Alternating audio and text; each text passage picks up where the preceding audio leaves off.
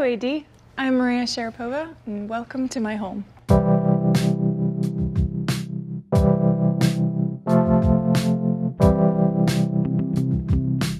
So I've always wanted a Japanese-inspired home by the beach. You enter the home in this beautiful courtyard with this Japanese pine and a fountain that we created especially for the space. And then you enter into this double, triple height ceiling, which gives you so much air and space and light and makes you feel like you're at the beach. Well, I love homes that have an indoor and outdoor feel, and I think the light plays a big part into this home's atmosphere. In my previous home, I had a lot of colorful, a lot of greens and pinks, colors of art. And when we built this home, the walls were all concrete, and that's probably why it took so long to build, almost 3 years. And I thought that all of the art from my old home would go onto these walls, but actually the concrete itself just felt like a huge art piece in a sense. So the art in the home is very minimal. Every year I invest in a few pieces that are actual sculptures in a sense, like this French chair going back to the 1960s. This is a Japanese door that's the countertop of the table, and that is a painting by Joe Good. It changes color. In the morning shows lots of the purples, but in the evenings it's like a dark shadow and then this golden circle. You feel a different atmosphere every time you look at it, depending on the shadows that are going through the home. And everything has to work with the space. Everything's very natural. All the tones are natural, just like the colors of the house. Besides the concrete, you see the wood siding that's in this gray light tone. And now I'll show you my living room.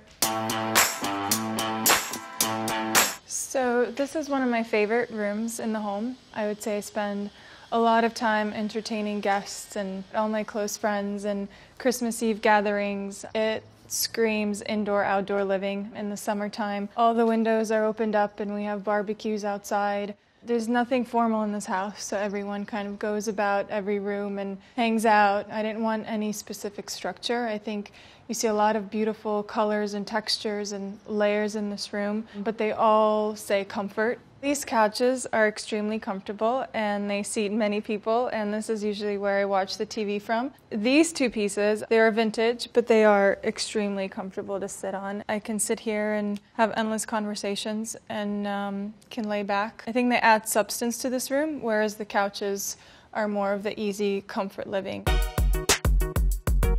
So I usually don't have too many framed photos around the house, quite a minimalist in aesthetics. And I hadn't seen this picture of Basquiat before. I think a lot of his images were in color, and this one was just very striking in black and white. And in this image, I just feel like it's so calm, but there's so much emotion internally. And he's holding the globe, which represents, for my eyes, the world of travel, which is a huge part of my life, and I get to see different parts of the world. So this outdoor space, we host a lot of summer barbecues at. This table we custom built. It was inspired by a table I saw at a Japanese store, and I loved the shapes of it. I loved having one long bench where everyone can cozy up and then chairs around it. And we also get to close this roof, patio roof in a sense, so when it's really sunny, you have a lot of beautiful shade. There's a lot of giggling going on out here. There's a lot of rosé, a lot of great barbecues.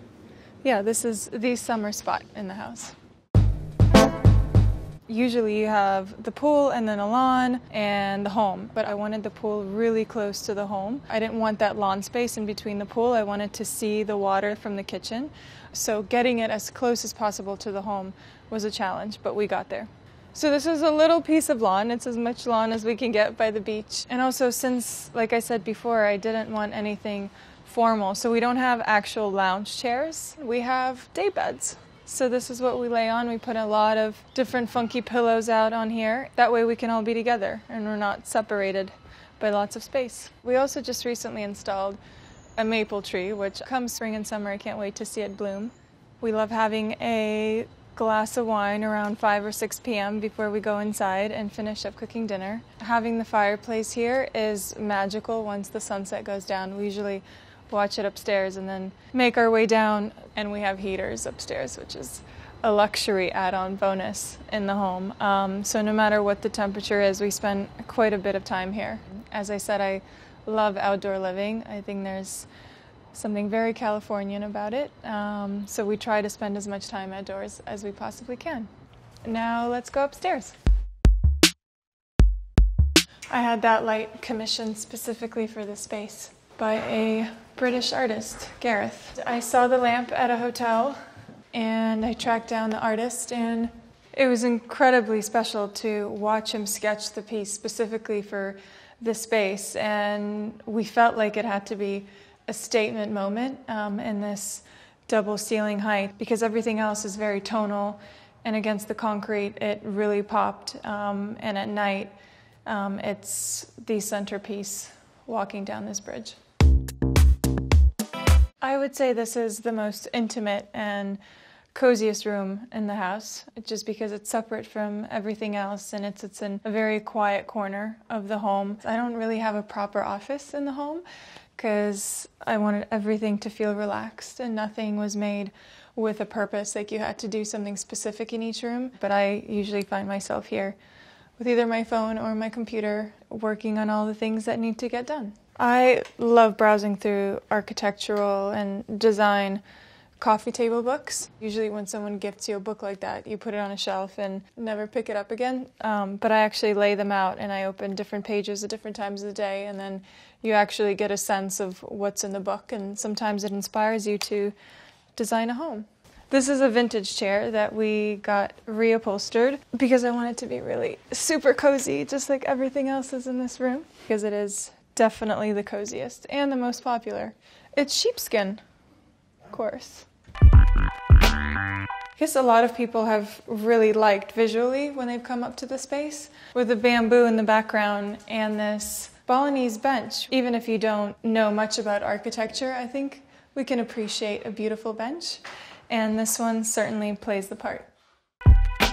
So this is where we make food, and I emphasize we because I rarely cook myself because I travel so much and I'm rarely home. The best part about this kitchen is that it's an open floor plan and that you're able to interact with your guests and you're mingling, and for the people that are cooking most of the time, you're not isolated from them. And that's a big part of this house, is that everyone is together.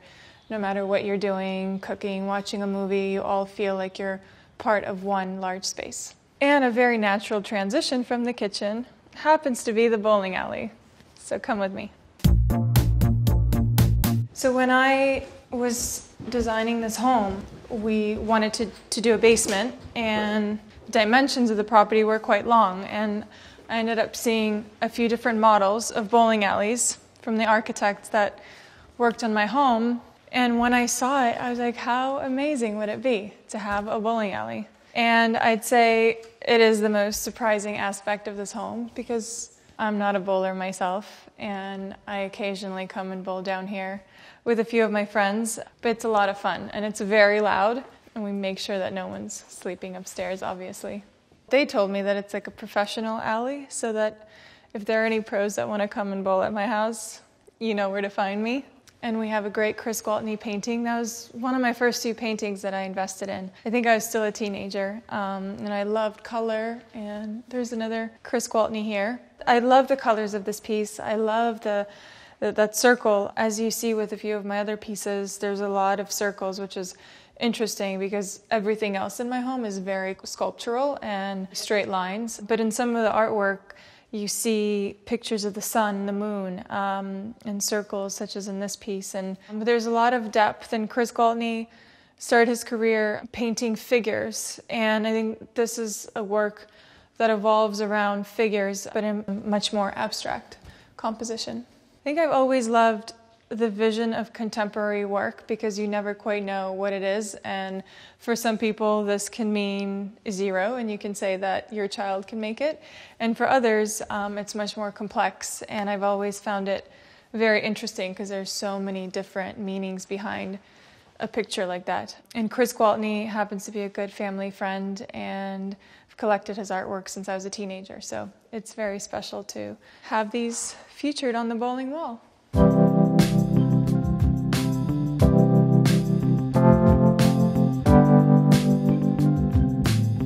That's it for now.